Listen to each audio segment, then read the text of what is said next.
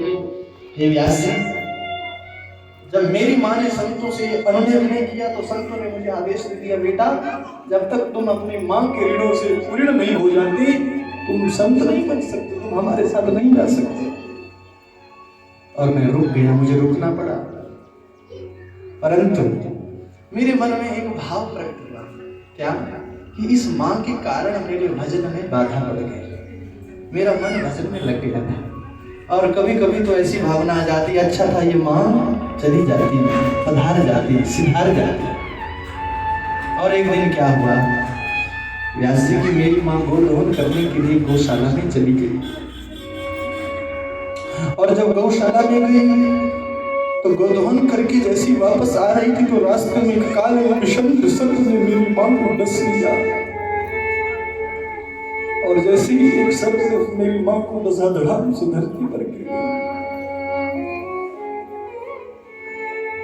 और जैसे मुझे पता चला मैं अपनी माँ से मिलने गया, परंतु तब तक मेरी माँ प्राण छोड़ चुकी थी। बोलो जय श्री कृष्ण।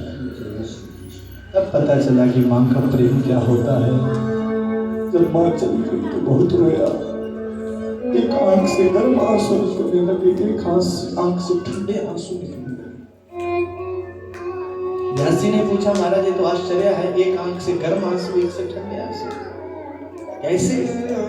हम जानना चाहते हैं।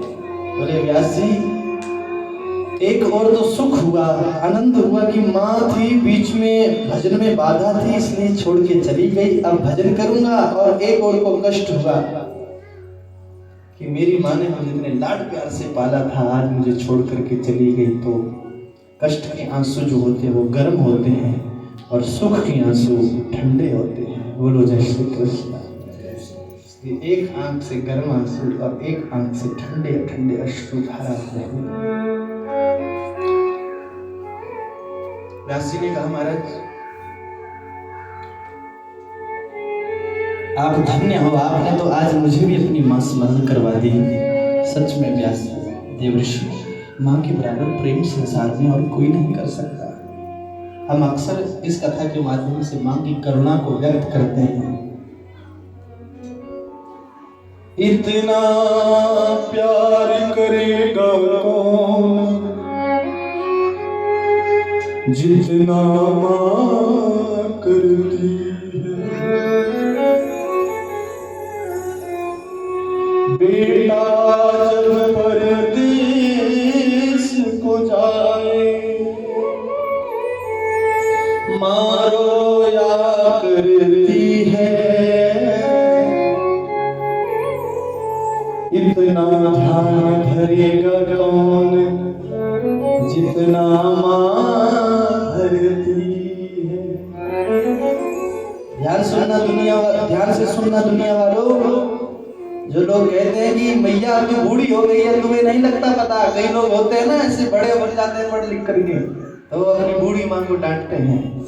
गलती से माँ से कोई गलती हो जाए तो फिर डांटते हैं, पता नहीं चलता, सठिया गई हो क्या, न जाने कैसे कैसे शब्द प्रयोग करते हैं। आजकल के कुछ बच्चे अपनी माँ को डांटते हैं, परंतु ध्यान से सुन ले, जब तू पैदा हुआ था तो एक माँ ही थी जो तेरे रोने की आहट को सुनती थी, समझती थी कि इसको भूख लगी है। बोलो जय श्री कृष्ण।